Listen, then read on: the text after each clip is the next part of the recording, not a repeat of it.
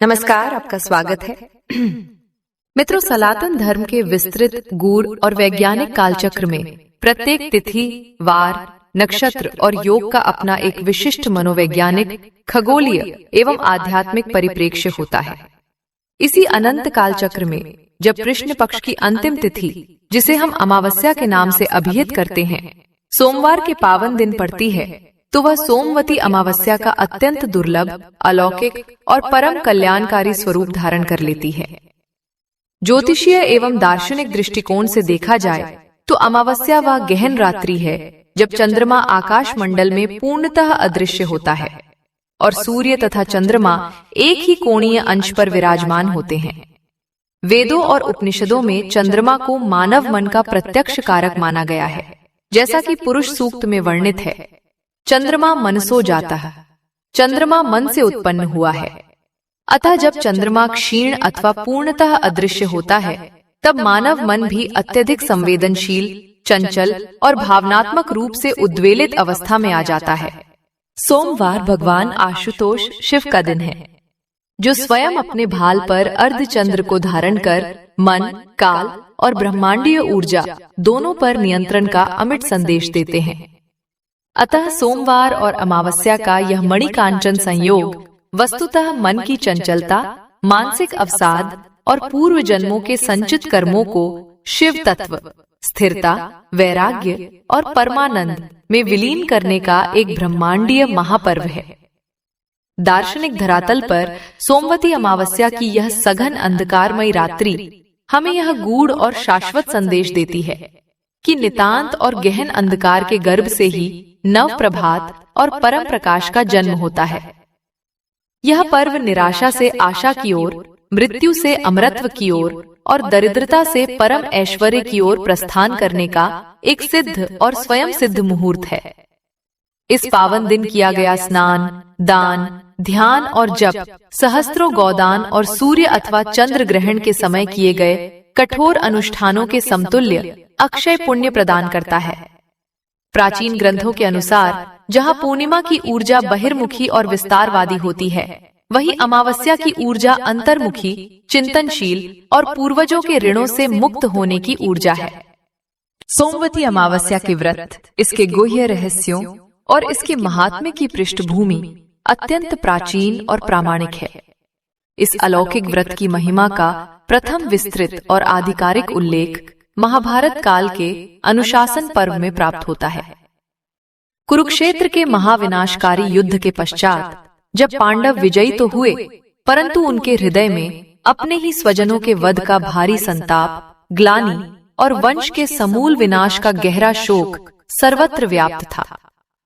हस्तिनापुर के भावी भविष्य और अभिमन्यु की पत्नी उत्तरा के गर्भ में पल रहे मृत शिशु की रक्षा को लेकर धर्मराज युधिष्ठिर अत्यंत व्याकुल और हताश थे। इस दारुण मानसिक संताप और वंश वृद्धि के भीषण संकट से मुक्ति का मार्ग खोजने हेतु धर्मराज युधिष्ठिर तीक्ष्ण बाणों की शैया पर लेटे हुए ज्ञान, वैराग्य और धर्म के अथाह सागर परम श्रद्धेय भीष्म पितामह के पास पहुंचे। युधिष्ठिर की व्याकुलता और उनके अश्रुपूर्ण नेत्रों को देखकर भीष्म पितामह ने उन्हें सांत्वना दी और सोमवती अमावस्या के इस महाव्रत का अत्यंत गूढ़ उपदेश दिया। भीष्म पितामह ने धर्मराज को बताया कि ये व्रत साक्षात जनार्दन भगवान विष्णु और देवादिदेव महादेव को अत्यंत प्रिय है। उन्होंने आदेश दिया कि उत्तरा से इस व्रत का निष्ठापूर्वक पालन कराया जाए। भीष्म ने आश्वासन दिया कि इस अमोघ व्रत के प्रताप से उत्तरा के गर्भ में स्थित मृत पुत्र पुनः चेतना को प्राप्त कर जीवित हो उठेगा और कुरु वंश में अत्यंत योग्य, गुणवान, धर्मनिष्ठ तथा तीनों लोकों में यशस्वी संतानों की उत्पत्ति होगी। भीष्म पितामह के इस कल्याणकारी मार्गदर्शन ने न केवल कुरु वंश की रक्षा की, अपितु लोक कल्याण हेतु इस व्रत की महिमा को युगांतर तक के लिए मृत्यु लोक में स्थापित कर दिया। सोमवती अमावस्या के पावन अवसर पर ईश्वरीय अनंत कृपा, नवग्रह शांति और पितरों का अमोघ आशीर्वाद प्राप्त करने हेतु वैदिक शास्त्रों में एक अत्यंत सुव्यवस्थित, वैज्ञानिक और सात्विक दिनचर्या का विस्तृत विधान वर्णित है। इस दिन साधक को सूर्योदय से पूर्व अर्थात ब्रह्म मुहूर्त के अत्यंत पवित्र, ऊर्जावान और निस्तब्ध प्रहर में अपनी शैया का त्याग कर देना चाहिए। यदि किसी पवित्र नदी, विशेषकर त्रिवेणी संगम, पतित पावनी गंगा, यमुना अथवा नर्मदा के तट पर जाकर स्नान करना संभव हो तो यह सर्वोत्कृष्ट और जन्म जन्मांतर के पापों का शमन करने वाला माना गया है। परंतु यदि किसी कारणवश तीर्थ स्नान संभव न हो तो घर में ही स्नान के जल में कुछ बूंदे पवित्र गंगा जल की मिश्रित कर संपूर्ण तीर्थों का आवाहन करते हुए ओम हर हर गंगे का मानसिक जप करते हुए स्नान करना चाहिए। स्नान के पश्चात साधक को स्वच्छ धुले हुए श्वेत अथवा पीत वस्त्र धारण कर सर्वप्रथम प्रत्यक्ष देवता भगवान सूर्य नारायण को एक ताम्र पात्र में शुद्ध जल, लाल पुष्प, रोली, कुमकुम और अक्षत मिश्रित कर अर्घ्य प्रदान करना चाहिए, जिससे शरीर में तेज, ओज और असीमित आरोग्यता की प्राप्ति होती है। तत्पश्चात घर के पूजा स्थल अथवा किसी प्राचीन शिवालय में जाकर भगवान उमा महेश्वर एवं पालनहार श्री हरि विष्णु का पंचामृत, दुग्ध, दधी, घृत, मधु, शर्करा और गंगा जल से रुद्राभिषेक करना चाहिए। भगवान शिव को अष्टगंध, चंदन, निर्दोष बिल्व पत्र, धतूरा, श्वेत पुष्प और अक्षत अर्पित करते हुए ओम नमः शिवाय और महामृत्युंजय मंत्र का निरंतर मानसिक जप करना चाहिए। इस दिन कुछ साधक मौन व्रत धारण करने की भी विशेष महिमा मानते हैं, क्योंकि मौन रहने से संचित आध्यात्मिक ऊर्जा का क्षरण नहीं होता, वाक सिद्धि के द्वार खुलते हैं और ध्यान अत्यंत गहराई तक पहुंचता है। सुहागिन महिलाओं के लिए ये दिन विशेष रूप से अखंड सौभाग्य की प्राप्ति का सबसे बड़ा दिन है। अतः उन्हें माता पार्वती को संपूर्ण 16 श्रृंगार की सुहाग सामग्री, सिंदूर, कुमकुम, आलता, चूड़ियां, बिंदी, लाल वस्त्र, आभूषण आदि अर्पित कर अपने पति की लंबी आयु और परिवार के निर्बाध मंगल की याचना करनी चाहिए। सोमवती अमावस्या के इस संपूर्ण अनुष्ठान का सर्वाधिक महत्वपूर्ण, वैज्ञानिक और अभिन्न अंग है अश्वत्थ अर्थात पीपल वृक्ष की पूजा और उसकी 108 प्रदक्षिणा। स्कंद पुराण, ब्रह्म पुराण और गीता जैसे महान ग्रंथों के अनुसार पीपल वृक्ष केवल एक साधारण वनस्पति नहीं है, अपितु यह साक्षात त्रिदेवों का साकार विग्रह है। स्वयं भगवान श्री कृष्ण ने गीता में उद्घोष किया है, अश्वत्थः सर्ववृक्षाणाम, वृक्षों में मैं पीपल हूं। इस दिव्य वृक्ष के मूल, जड़ में साक्षात भगवान विष्णु का वास है। इसके मध्य भाग, तने में देवाधिदेव महादेव शिव विराजते हैं और इसके अग्रभाग, शाखाओं और पत्तों में सृष्टिकर्ता ब्रह्मा जी का चिरंतन वास होता है। इस वृक्ष की परिक्रमा और पूजा से न केवल नवग्रहों की शांति होती है, शनि दोष का शमन होता है, अपितु पितृगण भी परम तृप्ति को प्राप्त कर उच्च लोकों की ओर प्रस्थान करते हैं। इस दिन सुहागिन महिलाएं एक विशेष अनुष्ठान करती हैं, जिसे शास्त्रों में अश्वत्थ प्रदक्षिणा व्रत कहा जाता है। पूजन प्रक्रिया के अंतर्गत सर्वप्रथम पीपल के वृक्ष की जड़ में कच्चा दूध, शुद्ध जल, काले तिल, पुष्प और मिष्टान अर्पित किए जाते हैं।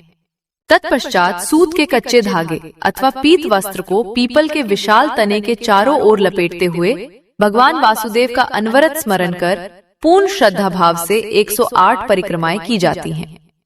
108 की संख्या का यह विधान भारतीय दर्शन और खगोल शास्त्र में अत्यंत गूढ़ और वैज्ञानिक आधार रखता है। ब्रह्मांडीय गणना के अनुसार सूर्य और पृथ्वी की दूरी सूर्य के व्यास का ठीक 108 गुना है और चंद्रमा व पृथ्वी की दूरी चंद्रमा के व्यास का 108 गुना है। इसके अतिरिक्त आयुर्वेद और योग शास्त्र में मानव शरीर में 108 मर्म स्थान बताए गए हैं और उपनिषदों की संख्या भी 108 है। अतः पीपल वृक्ष की 108 प्रदक्षिणा करने का अर्थ है संपूर्ण ब्रह्मांडीय ऊर्जा के साथ अपनी शारीरिक और मानसिक चेतना का एकीकरण करना। परिक्रमा करते समय प्रत्येक प्रदक्षिणा के साथ एक वस्तु अर्पित करने का विशिष्ट विधान है। नवविवाहित स्त्री को चावल, पान के पत्ते, खड़ी, हल्दी, सुपारी जैसी वस्तुएं 108 की संख्या में अर्पित करनी चाहिए। इससे सौभाग्य में वृद्धि होती है। यदि पति बीमार रहते हैं और उनके स्वास्थ्य की कामना करते हैं तो स्त्री को केला, सेब, बादाम, बताशे इनमें से कोई भी एक वस्तु 108 की संख्या में अर्पित करनी चाहिए।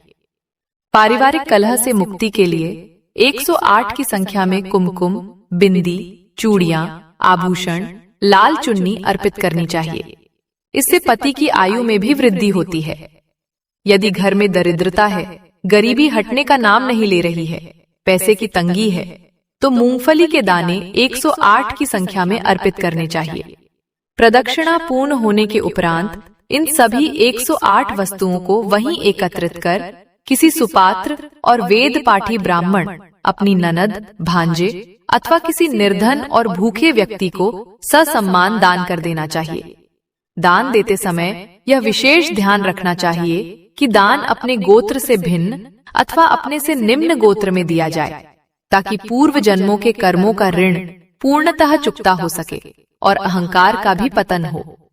यदि कोई व्यक्ति 108 परिक्रमा करने में शारीरिक रूप से अक्षम है, तो वह तुलसी माता की 108 परिक्रमा करके भी सवा मन, लगभग 50 किलो स्वर्ण दान करने के समान महापुण्य की प्राप्ति कर सकता है। हिंदू धर्म के अत्यंत गूढ़ शास्त्रों, विशेषकर गरुड़ पुराण, वायु पुराण और स्कंद पुराण में अमावस्या तिथि को पितरों, पूर्वजों की परम तृप्ति और उनके मोक्ष का दिन माना गया है।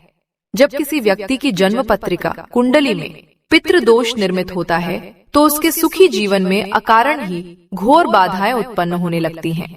विवाह में अड़चने, संतानहीनता या संतान का बार बार बीमार पड़ना, अनवरत आर्थिक संताप और घर में बिना कारण क्लेश का वातावरण बना रहता है। सोमवती अमावस्या एक ऐसा स्वर्णिम और कालातीत अवसर है जब पितृलोक के द्वार स्वतः खुल जाते हैं और हमारे पितर अपने वंशजों से तर्पण, श्राद्ध और अन्न जल की आशा में पृथ्वी के अत्यंत निकट आते हैं। इस दिन पितरों की क्षुधा शांत करने और उन्हें प्रसन्न करने हेतु तर्पण का विशेष विधान बताया गया है। तर्पण हेतु एक स्वच्छ ताम्र अथवा पीतल के पात्र में शुद्ध जल, थोड़ा सा कच्चा दूध, शर्करा, मीठा, गंगा जल और काले तिल मिश्रित कर लेने चाहिए। इस पवित्र जल को दोनों हाथों की अंजलि में भरकर दक्षिण दिशा, जो यमराज और पितरों की दिशा मानी गई है, की ओर मुख करके अपने ज्ञात अज्ञात पितरों का मानसिक ध्यान करते हुए अंगूठे के मूल भाग, जिसे पितृ तीर्थ कहा जाता है, से जल को धीरे धीरे नीचे प्रवाहित करना चाहिए। जल प्रवाहित करते समय अत्यंत भावपूर्ण होकर ओम सर्व पितृ मनः कामना सिद्ध कुरु कुरु स्वाहा अथवा ओम पितृ देवताय नमः मंत्र का स्पष्ट उच्चारण करना चाहिए। इस सात्विक तर्पण से पूर्वजों की प्यासी और भटकती हुई आत्मा को साक्षात अमृत के समान गहन शीतलता और परम शांति प्राप्त होती है और वे तृप्त होकर अपने वंशजों को सुख, अखंड समृद्धि और निर्बाध वंश वृद्धि का अमोघ आशीर्वाद प्रदान कर स्वर्गलोक की ओर लौट जाते हैं। इसके साथ ही महर्षि रुचि द्वारा रचित रुचिकृत पितृ स्तोत्र का पाठ सोमवती अमावस्या के दिन महाफलदायी और चमत्कारी सिद्ध होता है। पुराणों में कथा आती है कि मुनि रुचि को स्वयं ब्रह्मा जी ने सृष्टि विस्तार और विवाह करने का आदेश दिया था, जिसके लिए उन्हें एक सुयोग्य और संस्कारी पत्नी की आवश्यकता थी। अपने पितरों को प्रसन्न कर उनसे आशीर्वाद प्राप्त करने के लिए मुनि रुचि ने इस अत्यंत शक्तिशाली स्तोत्र की रचना की थी। इस स्तोत्र के भक्तिपूर्ण पाठ से प्रसन्न होकर मुनि के पितर दसों दिशाओं से एक तेजवान प्रकाश पुंज के रूप में साक्षात प्रकट हुए थे और मुनि की मनोकामना पूर्ण कर उन्हें उत्तम पत्नी का वरदान दिया था। अतः यदि कोई साधक ब्राह्मणों को भोजन कराते समय, श्राद्ध करते समय अथवा तर्पण करते समय मुनि रुचिकृत इस अलौकिक स्तोत्र का पाठ करता है अथवा केवल पूर्ण एकाग्रता से इसका श्रवण भी करता है, तो उसके घर से भयंकर पितृदोष समूल नष्ट हो जाता है। इसके अतिरिक्त इस दिन पितरों के निमित्त ब्राह्मणों को सीधा कच्चा अन्न जैसे चावल, दाल, आटा, शुद्ध घी, नमक और सब्जियां दान करने से पितर परम संतुष्ट होते हैं।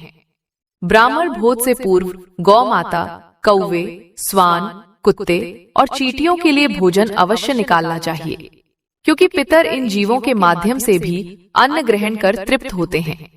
सोमवती अमावस्या के इस अत्यंत शुभ और शक्तिशाली खगोलीय संयोग में किए गए ज्योतिषीय और तांत्रिक उपाय अत्यंत त्वरित, अचूक और जीवन को रूपांतरित करने वाले परिणाम देते हैं।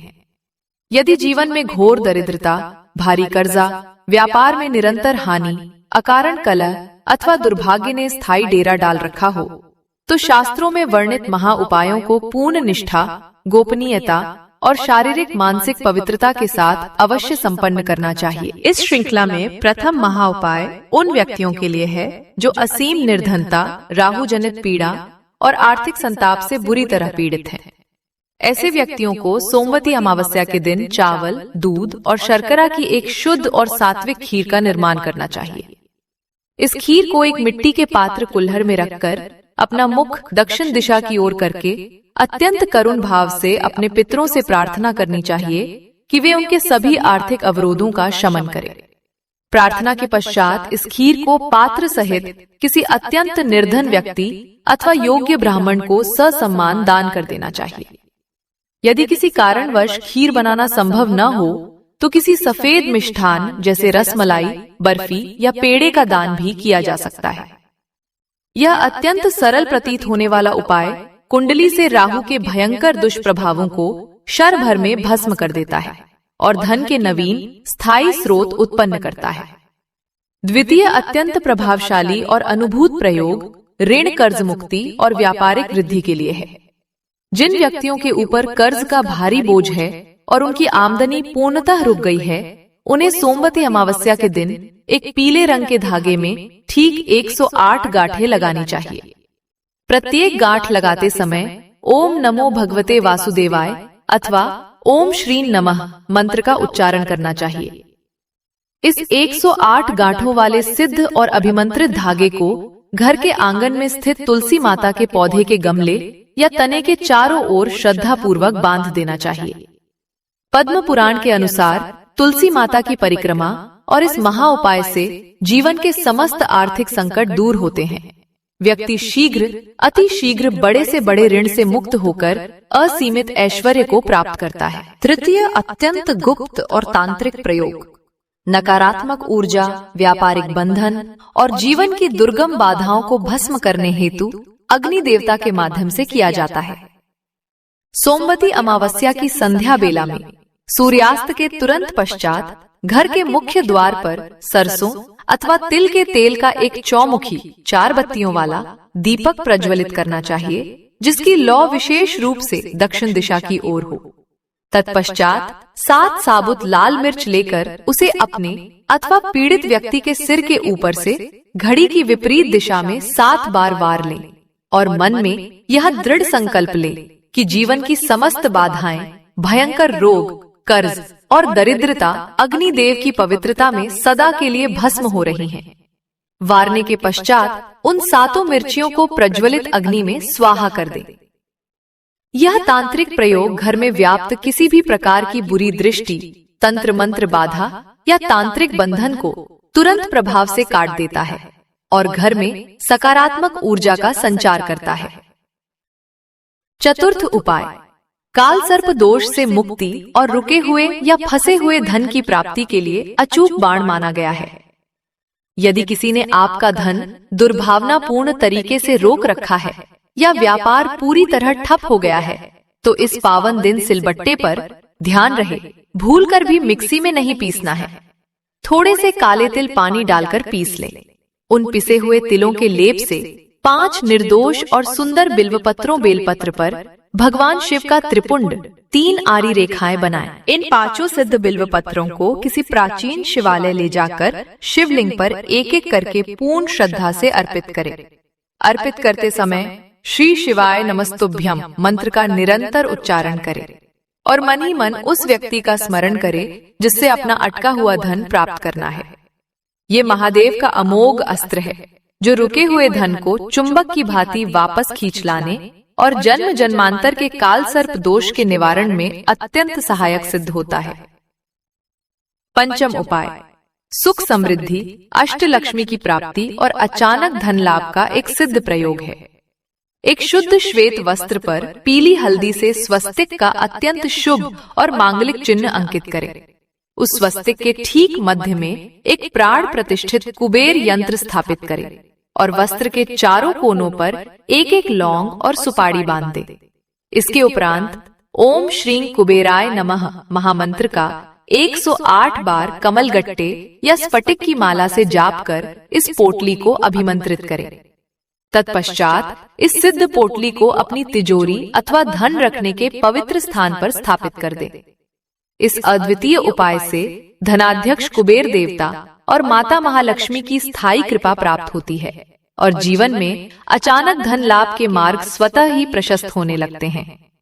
इसके अतिरिक्त इस दिन अश्वत्थ स्तोत्र का संस्कृत अथवा हिंदी अर्थ सहित पाठ करने से सभी ग्रहों की महादशाओं और अंतरदशाओं में अभूतपूर्व शांति प्राप्त होती है।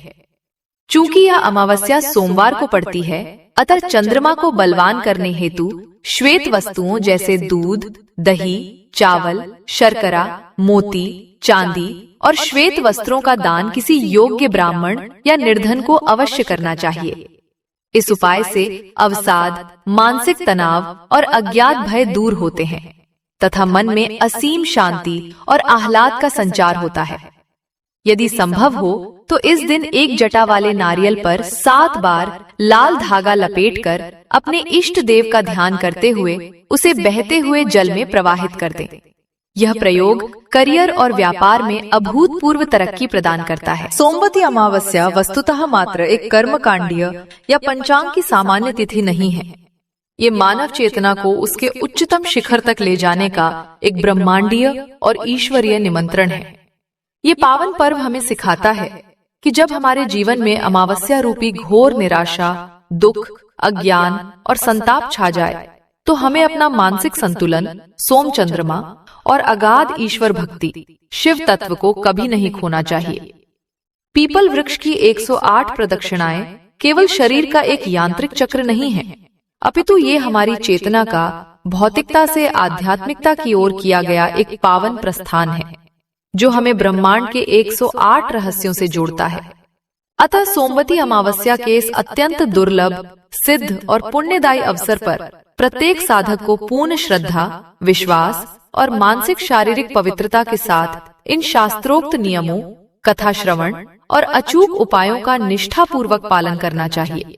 ऐसा करने से न केवल जन्म जन्मांतर की संचित दरिद्रता और पापों का समूल नाश होता है, अपितु प्रसन्न पितरों के आशीर्वाद, माता अष्टलक्ष्मी की कृपा और देवाधिदेव आशुतोष महादेव की करुणा से मनुष्य इस मर्त्य लोक में समस्त भौतिक और ऐहिक सुखों का पूर्ण उपभोग करता हुआ अंततः मोक्ष रूपी परम पद को प्राप्त करता है।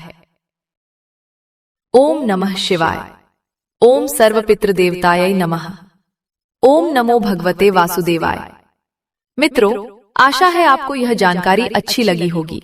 वीडियो को लाइक जरूर करें और कमेंट में हर हर महादेव, जय श्री कृष्ण अवश्य लिखें। साथ ही चैनल को सब्सक्राइब करें। आप सभी का धन्यवाद।